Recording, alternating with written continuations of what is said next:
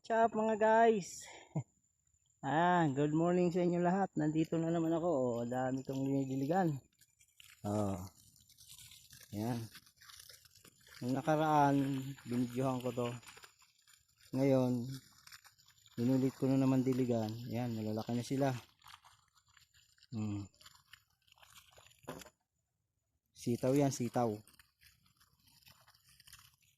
Dami oh. Oh. Oh.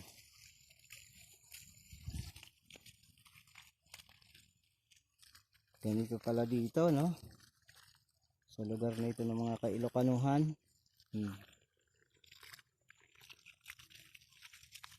Ayan, nakita niya? Ito yan sa mga nagtatanong sa akin anong ginagawa ko dito. Ayan, sitaw yan. Malawak yan na sitaw. Nandun. Yun, wala pang tanim yun. Madamo pa siya eh.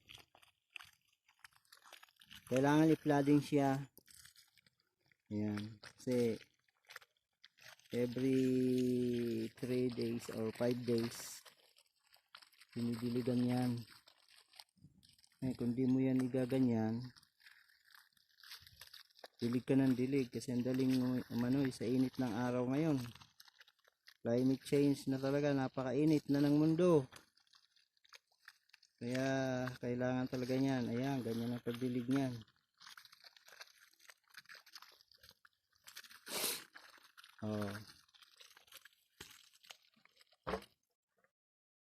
Daling absorbe ng lupa. Nakita mo talagang dry sila.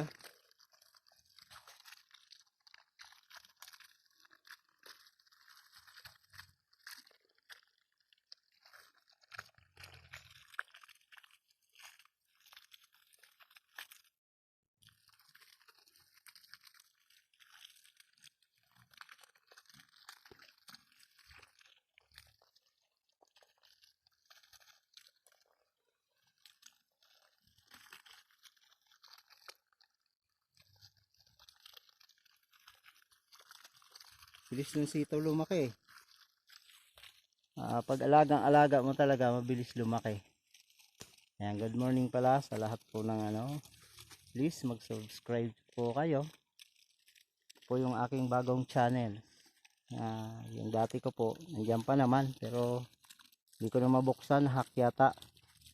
Sayang, 15k na ako dun. Subscribers ko dun, 1,500 na pala. Sayang yun, pero sabi nila mabubuksan pa naman daw yun. Kaya ito na po ngayon.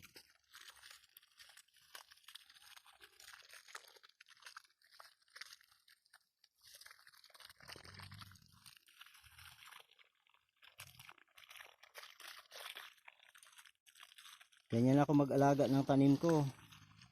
Huwag lang sanang babagyuhin. Maraming maaani. Pero kapag dinaanan ng bagyo, ay kahit naman saan lugar, kahit napakaganda ng tanim mo, kapag binagyo ka, wala kang laban doon. Pero loobin ng Diyos na hindi ito bagyuhin. Daanan ng bagyo, wala namang bagyo ngayon. Ang problema lang ngayon ay ang tubig. Tubig ang problema. Pero ngayon, mayroon pa naman tubig yung ilog. Kaya mayroon pa tayong tubig na pandilig. Bago naman siguro mag-January, naani na to.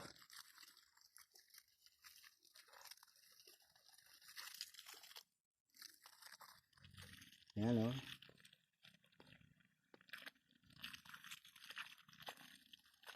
Lading yan kasi itong pinagpinamin ko ng sitaw na to, itong hilera na to, hukay ito.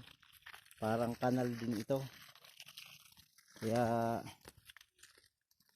hindi problema kahit na itutok mo ang hose dyan.